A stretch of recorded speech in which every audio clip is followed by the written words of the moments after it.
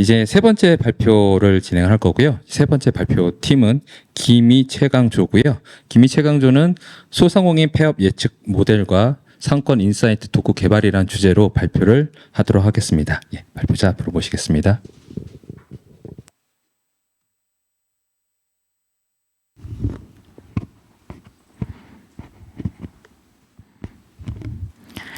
네, 안녕하세요. 폐업 예측 모델과 상권 인사이트 도구 개발을 진행한 기미 최강조입니다.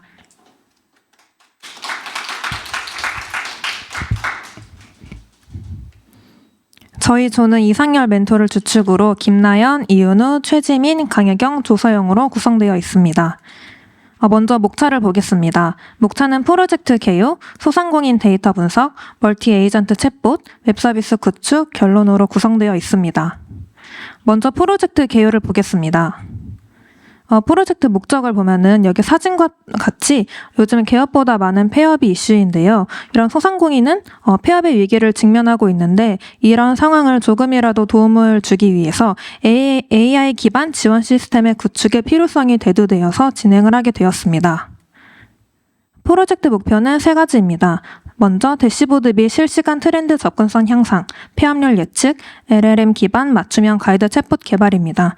다음으로는 시연 영상을 시청하시겠습니다. 네, 메인 페이지고요. 네, 대시보드에 접속을 해서 유동인구, 점포 변화, 매출, 소비 특성 등을 확인할 수 있습니다. 다음으로는 폐업률 예측 모델입니다. 첫 번째 모델은 서울시 기준으로 한 거고 여기에 각 칼럼에 맞게 입력을 하면은 아래 폐업률 예측과 폐업 유무를 알려줍니다. 그리고 아래는 전국 폐업 예측 모델입니다. 다음으로는 챗봇인데요. 챗봇에 질문을 남기면은 거기에 맞는 답변을 생성해 줍니다.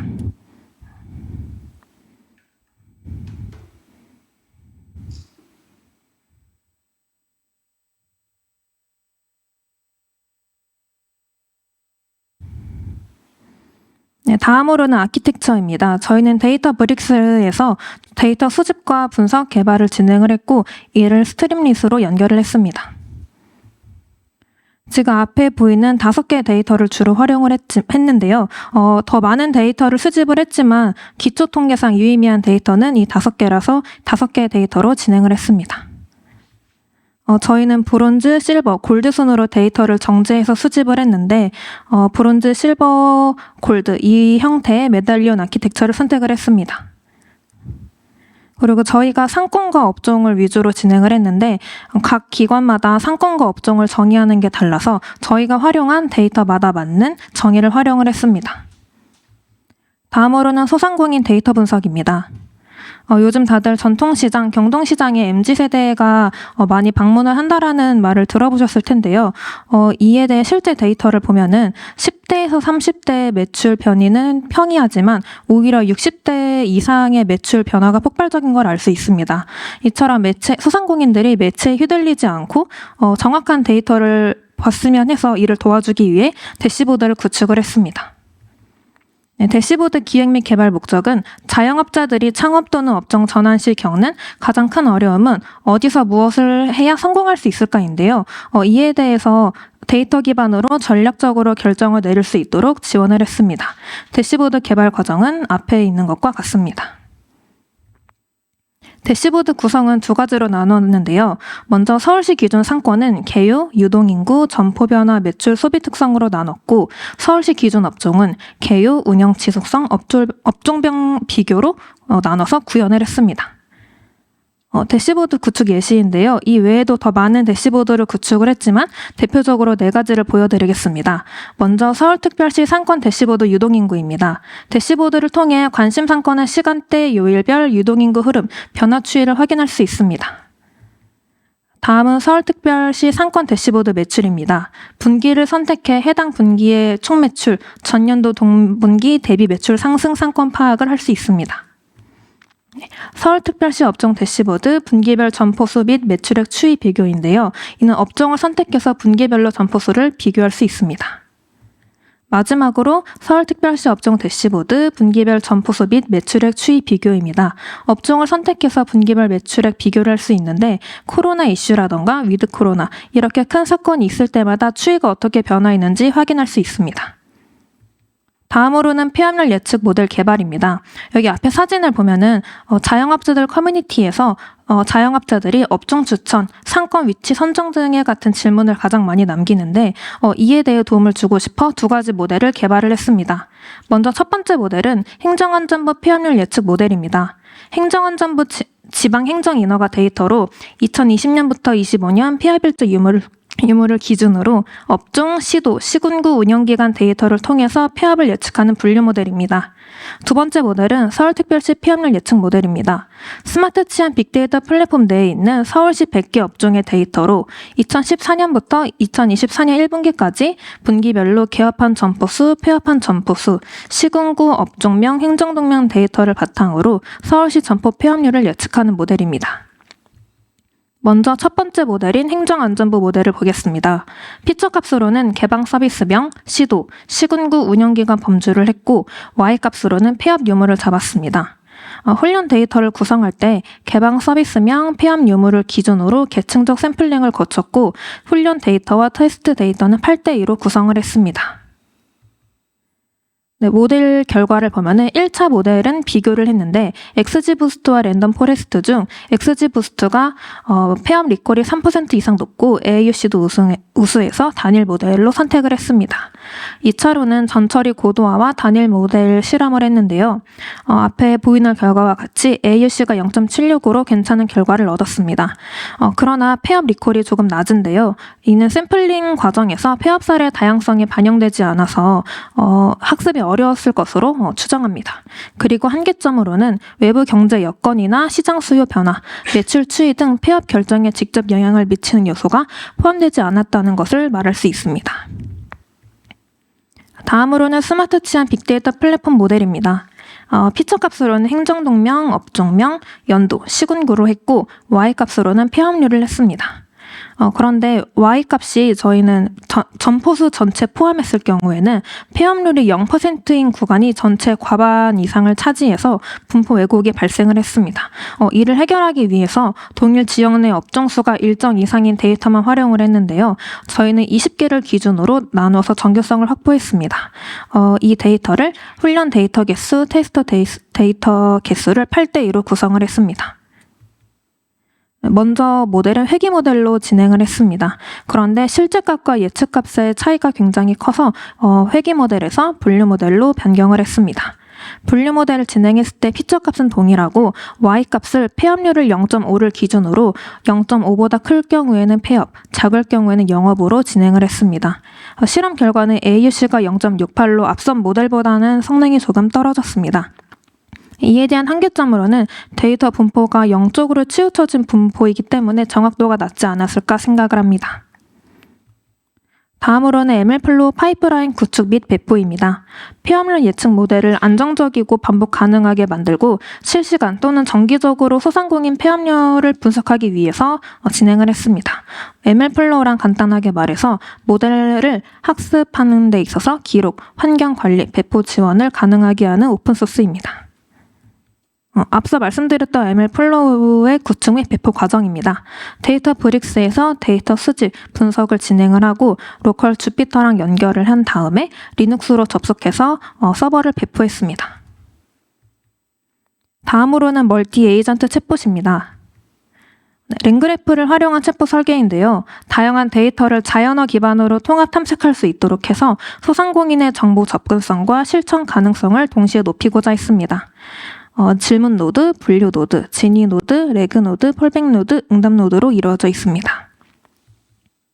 그리고 분류 노드를 보면은 사용자 질문에 따라 분류 노드 속의 LMM이 시스템 ABCDX 중 하나로 정확히 분류하여 해당 시스템으로 라우팅하도록 했는데요.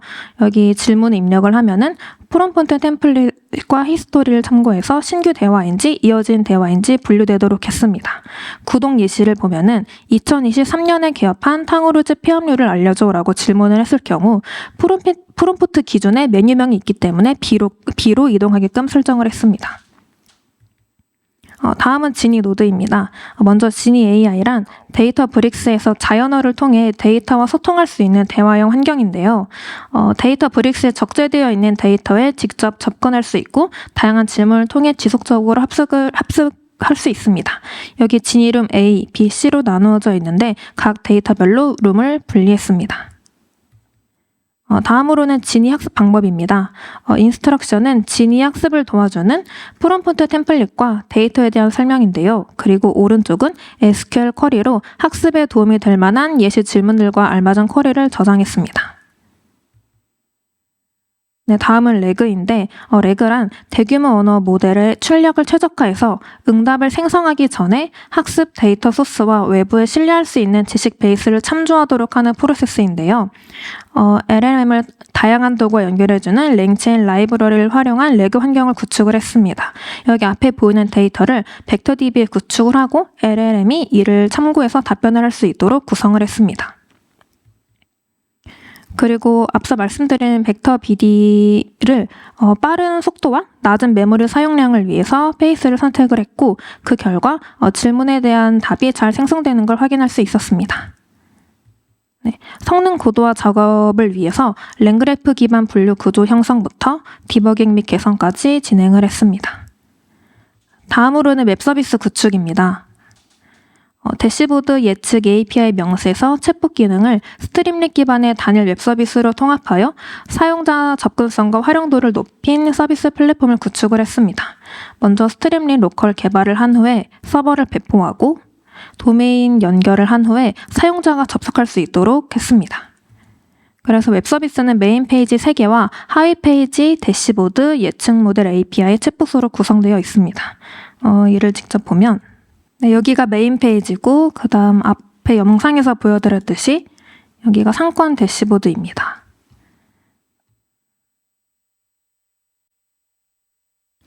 이렇게 원하는 정보를 맞춰서 볼 수 있고 그 다음은 폐합률 예측 모델인데 여기 앞에 말씀드렸던 서울시의 데이터를 활용한 폐합률 예측 모델이고 아래는 전국 데이터를 활용한 전국 폐합률 예측 모델입니다.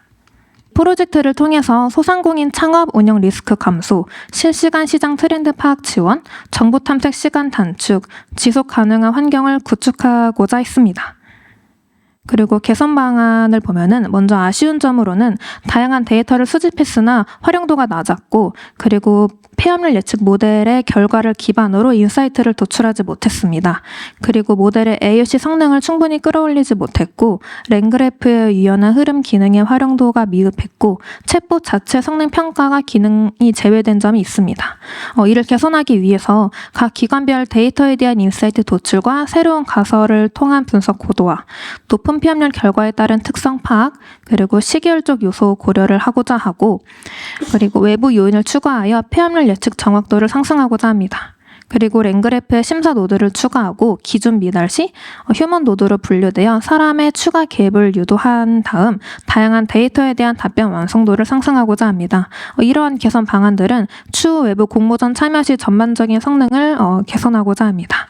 네, 지금까지 김희 최강주였습니다. 감사합니다. 네, 혹시 심사위원께서 질문이나 피드백이 있으시면 주시기 바랍니다.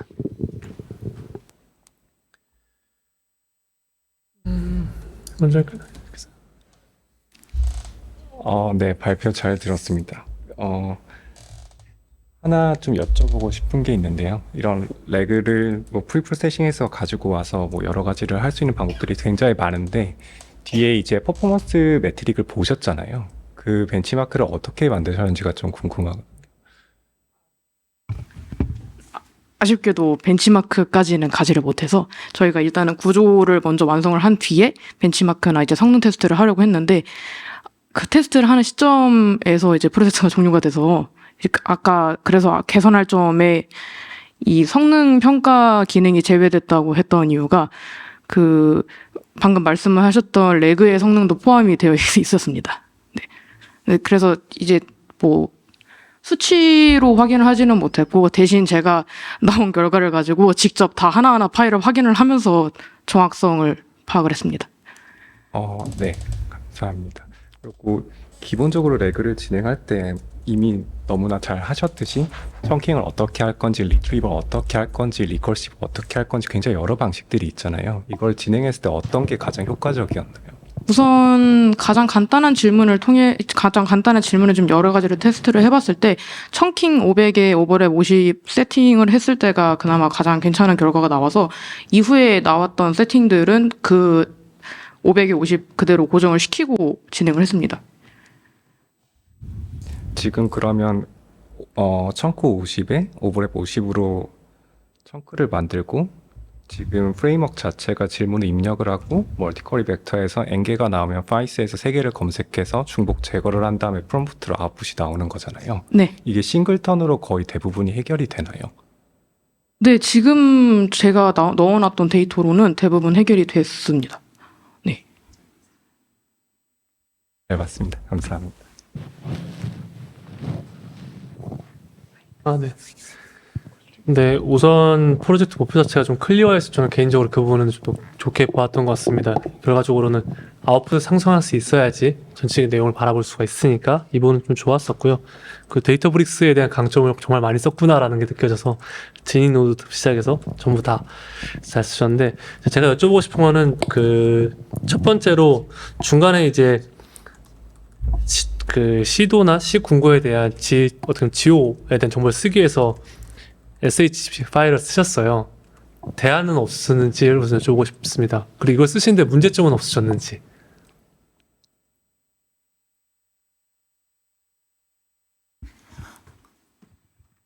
저희가 SHP 파일을 사용한 이유는 그 행정안전부 파일에 좌표 데이터가 있는데 그 좌표 데이터가 표준 좌표가 아니에요. 그래서 저희가 그 표준 좌표로 위도 경도를 바꿔준 다음에 샵 파일을 활용해서 시도 시군구를 추가했습니다.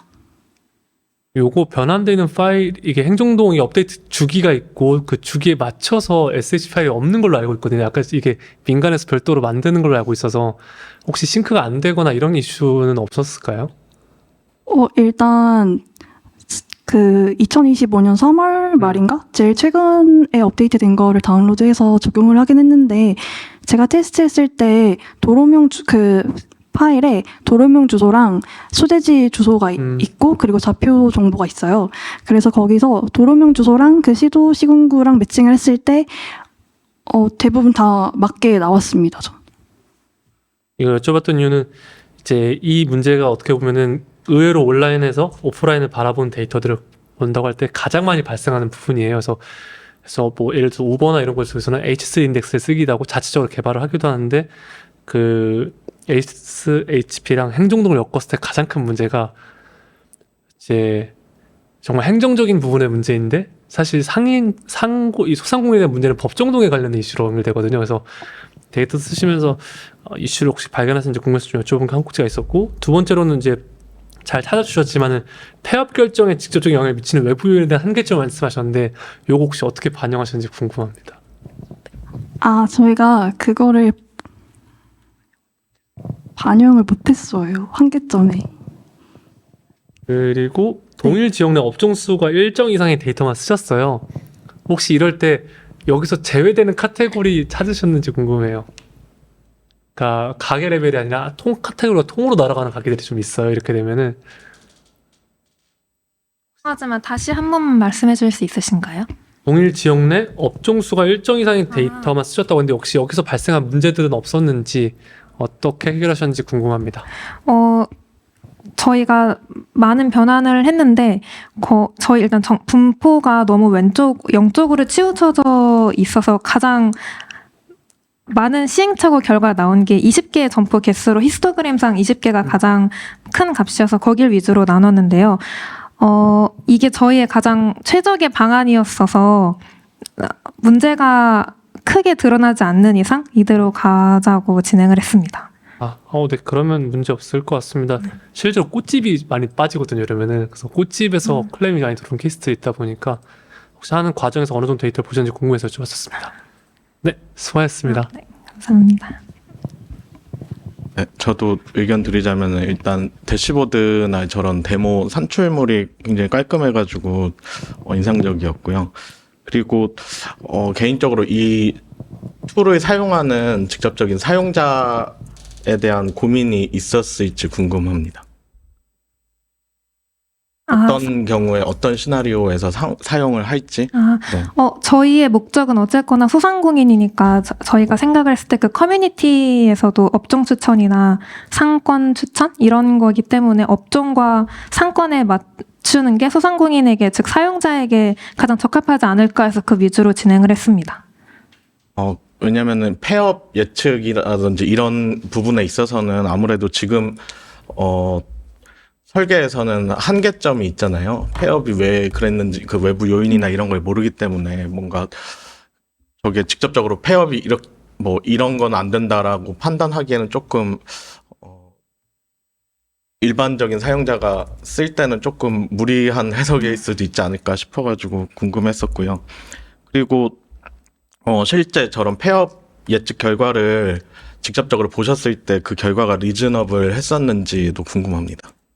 네, 저희가 테스트를 여러 번 진행을 했는데 크게 벗어나지 않는 선에서는 비슷하게 나온 걸로 확인을 했습니다. 그게 해석 가능한가요? 예를 들어서 어떤 구에서는 뭐가 안 되고 어디에서는 뭐가 잘 되고 이런 것들이? 그 업종별로 네네. 어떤 게 인기야? 그건 대시보드 통해서 저희 앞에 잠시만요.